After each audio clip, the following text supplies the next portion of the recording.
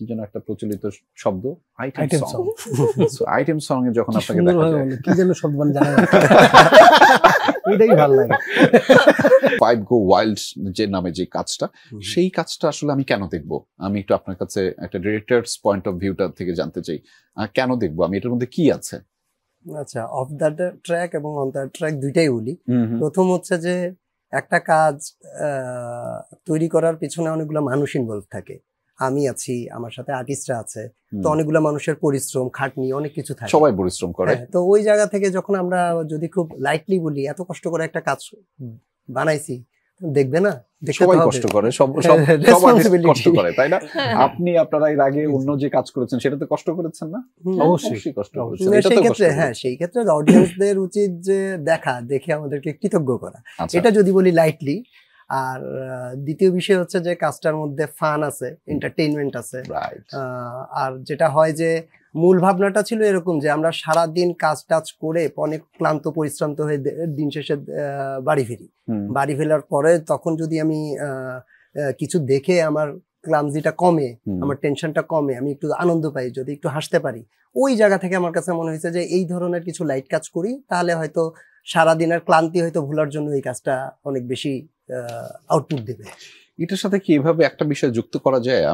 আপনি যেহেতু পরিচালক, আপনি নির্মাতা, আপনার পয়েন্ট অফ ভিউটা একরকম, আর আমার দর্শক, আমি সাধারণ দর্শক, আমার পয়েন্ট অফ ভিউটা আলাদা। এরকম হয় কি যে আমরা আশেপাশে এখন যে কাজগুলো দেখি, আমি তুমি, তুমি আমি, ভালোবাসা, এগুলো ছাড়া কোনো কাজ নাই, এবং এর মধ্যে আমাদের তো বন্ধুত্বের একটা দারুণ রসায়ন থাকে, কেমিস্ট্রি থাকে, এবং সেটার অনেক গল্প থাকে, যেগুলো আমাদের মিডিয়া ইন্ডাস্ট্রিতে খুব কম আসে।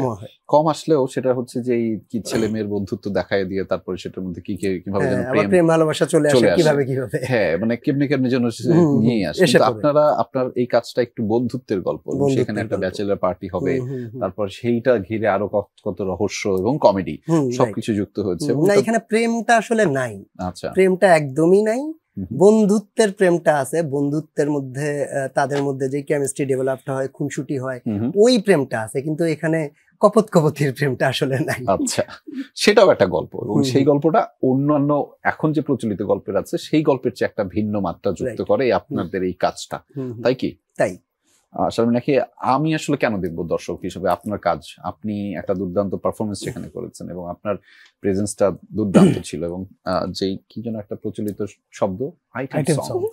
সো আইটেম সং এ যখন আপনাকে দেখা যায়, কি যেন শব্দ মানে জানা না, এটাই ভালো লাগে। কেন দেখবো আপনাকে? আপনার আইটেম সং দেখার জন্য দেখবো, নাকি গল্পটা আছে এর মধ্যে, একটা রসায়ন আছে, এবং সবকিছু মিলে একটা দারুণ প্যাকেজ? প্রথমে তো আমি বলবো আসলে নিজের গুণগানই তো সবাই করতে চায়, আমি বলবো আমার আইটেম সংটা দেখার জন্য, কারণ এই প্রথম আমি আসলে আইটেম সং করছি, তো সেটার জন্য। আর ওই আইটেম সংটার জন্য দেখতে গেলে আসলে ভালো একটা গল্প দেখা হয়ে যাবে, আমি এটা বলবো। মানে আপনি আসলে মিষ্টির মধ্য দিয়ে একটা ওষুধ খাওয়ানোর একটা পরিকল্পনা করা হচ্ছে, তাই কি?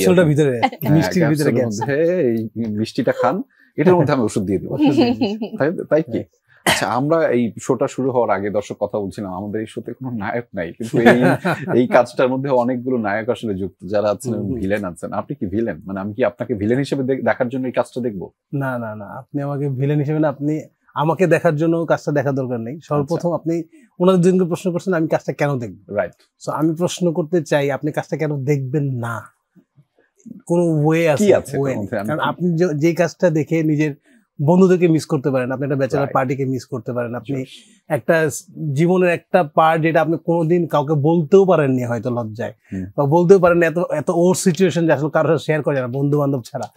সেই জিনিসগুলো যখন একটা মানুষ রিলেট করতে পারবে, বন্ধুদের অ্যাডটা আমার সাথে হয়েছে, এই ঘটনাটা আমার সাথে, আমার এরকম একটা ফ্রেন্ডও আছে, সবাই যার যার বন্ধুকে বিভিন্ন ক্যারেক্টার এখানে খুঁজে পাবে।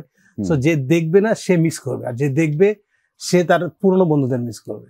আপনি কি ট্রুথ এন্ড ডেয়ার খেলছেন? ইয়েস, আমি ট্রুথ এন্ড ডেয়ার মোটামুটি ওরকম। এবং এই গল্পটা কি ট্রুথ এন্ড ডেয়ারে বলার মতো গল্প? হ্যাঁ, হতে পারে।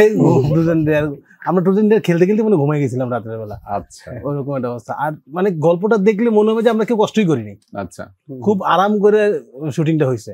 তো এই জিনিসটা বোঝানোর জন্য আমরা যে খুব আরাম করে করছি, তার জন্য আমাদের অনেক কষ্ট করা লাগছে।